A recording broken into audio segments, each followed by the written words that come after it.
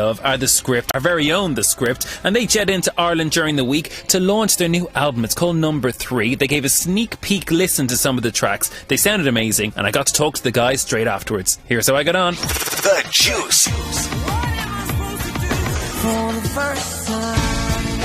How you doing? We're The Script. FM 104. Amazing stuff off the new album 3. Come here, people who don't know, you explained it inside. Why 3? 'Cause it's such a simple title for an album. 3 is synonymous with a lot of things, and we just felt it's, our third album. There's 3 in the band, 3 different personalities, and it just seemed to all point in that direction. So and also where the album was made, the room itself was the number 3 in the door. So there was all these weird omens happening around that time. So we just thought, all your stuff is written by yourselves, produced by yourselves. That must be really important to you, because you can hear the intimacy from your voice coming through and from the music because you write it yourself. Is that why it's so important to you to do your own stuff? Yeah, I think there's not many people who can articulate the way you feel other than you. I feel sorry for people who can't fully, competently, musically say how they feel, but we've spent a long time trying to be able to do that. All those, hours playing and rehearsing as a kid, they just help you. They just help you for that outlet with music, and it's good. I'm glad that you kind of noticed that too, because it is something we pride ourselves on, is the fact that it's like GI guaranteed Irish. It's all made by us, for us.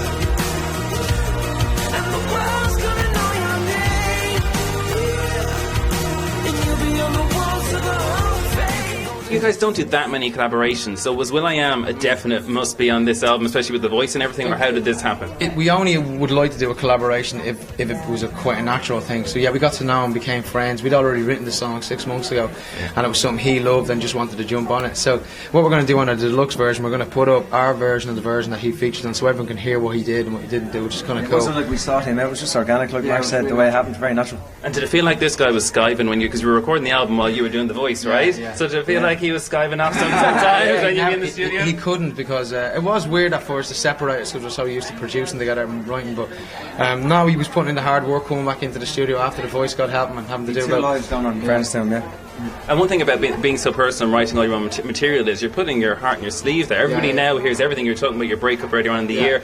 Is that maybe something that makes it hard to write about your own life experiences? Because then the papers are going to write more about you, don't they? Well, look, again, they're going to write if you want it or not. All I can do is try and accurately describe.